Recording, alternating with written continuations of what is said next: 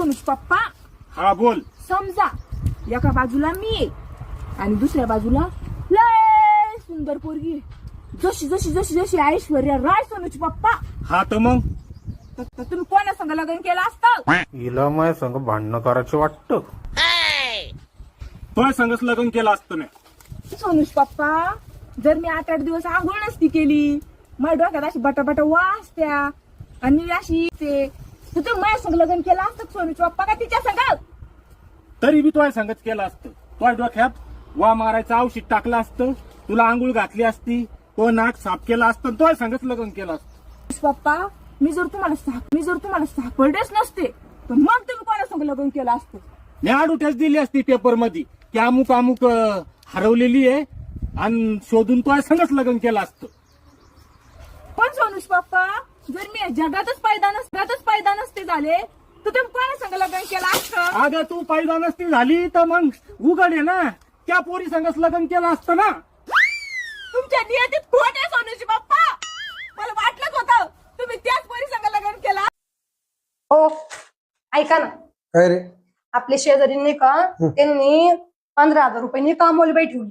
कपडे, भांडे, झाडू पोछा. तर मी काय विचार करत होते माहिती का? अजिबात विचार करायचा. शेजाऱ्यांना 15,000 दिले काय 30,000 दिले काय, तू तिथं अजिबात कामाला जाणार नाही.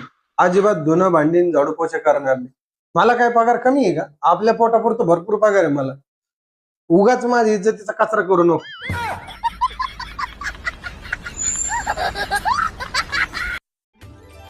लगता है पेट्रोल डीजल महंगा होने के कारण मानसून पैदल ही आ रहा है.